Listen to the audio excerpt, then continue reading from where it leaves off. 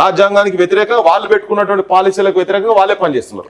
ఇలా పల్లెల్లో బెల్ట్ షాపులు ఉండొద్దు కానూన్ ప్రకారంగా, కానీ ప్రభుత్వమే బెల్ట్ షాపులు నడుపుతున్నది కదా, ప్రభుత్వం వాళ్ళతో పైసలు తీసుకుంటుంది, రాజకీయ నాయకులకు పోతున్నాయి, ఆఫీసర్స్ పోతున్నాయి, అన్నిటికీ పోతున్నాయి. అందుకే ఇవి ఏవి కూడా ఇంకా పల్లెల దాకా పోతలేవు. సో ఇవన్నీ పరిష్కారం జరగాలంటే ఇప్పుడు కామన్ ఎడ్యుకేషన్ సిస్టమ్ మొత్తం కంప్లీట్ గా దేశం మొత్తం మంచి సమానమైన ఎడ్యుకేషన్ సిస్టమ్ ఇవ్వాలని స్వతంత్రం వచ్చిన కాడికి మనం పాలసీలు పెట్టుకున్నాం. కానీ చదువు అంతే లేదు. నువ్వు ఆదివాసీ గూడాల పక్క కూడా పల్లెలనే లేదు కదా, ఇలా తర్వాత పిరమైపోయింది.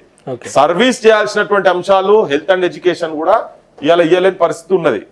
సో గవర్నమెంట్లు ఫెయిల్ అవుతున్నాయి, ప్రజలతో ఎన్నుకోబడ్డ ప్రభుత్వాలే ఫెయిల్ అవుతున్నాయి. అట్లా నువ్వు గన్నుతో పోయి నేను చేస్తా అంటే మాత్రం అది కుదరని పని. సో ఓటు సైడ్ వచ్చి నువ్వు అవే సమస్యలు జనం లోపలికి చెప్పి ఇలా వాళ్ళకి ఏమున్నదంటే అరే మనం డైరెక్ట్ ఓట్లలోకి వస్తే మాత్రం ఇది చేసుకోలేము అని చెప్పని ఉండొచ్చు.